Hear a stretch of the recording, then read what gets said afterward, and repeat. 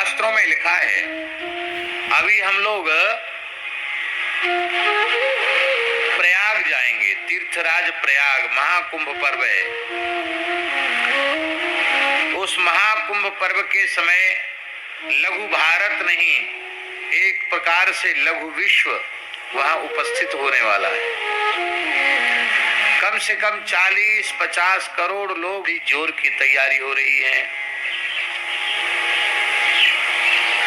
और बहुत से लोग तो कुंभ पर्व पर स्नान करने जाते हैं ना, तो सोचते हैं कि जैसे संक्रांति का स्नान है तो संक्रांति के एक दिन पहले पहुंच जाएंगे, फिर पहुंच जाएंगे। अब वहां भीड़ ज्यादा हो गई, तो भीड़ का वो है ना, कैपेसिटी कितनी है, सामर्थ्य कितनी है हटने की।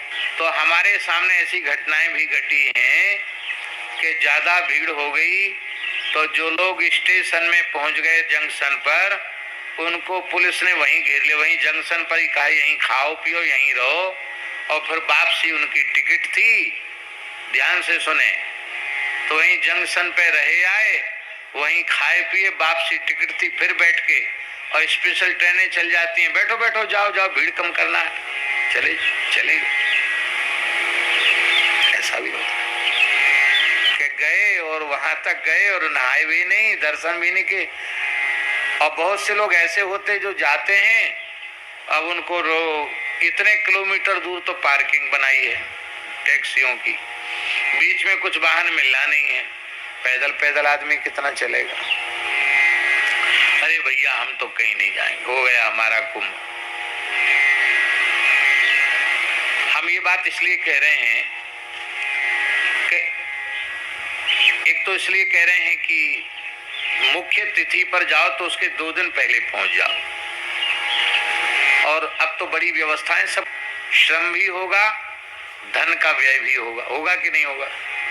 यहाँ पंखा चला रहे हो, वहां कंबल रजाई से भी who who who who who who who करना पड़ेगा, वहां इतनी ठंड है वहां।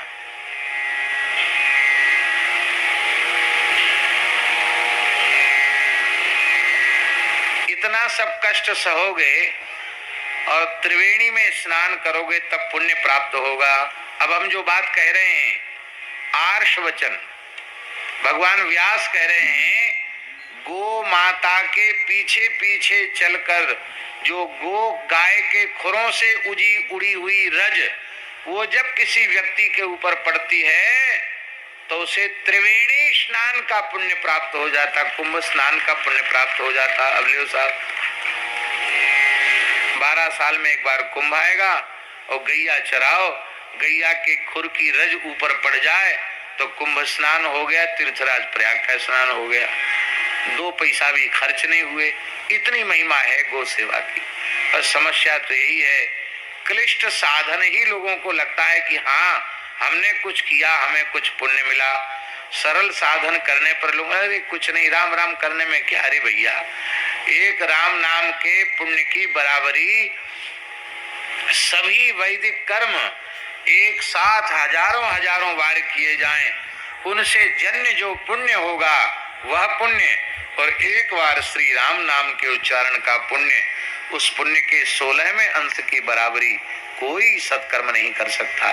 पर इस नाम में प्रीति किसको है? नाम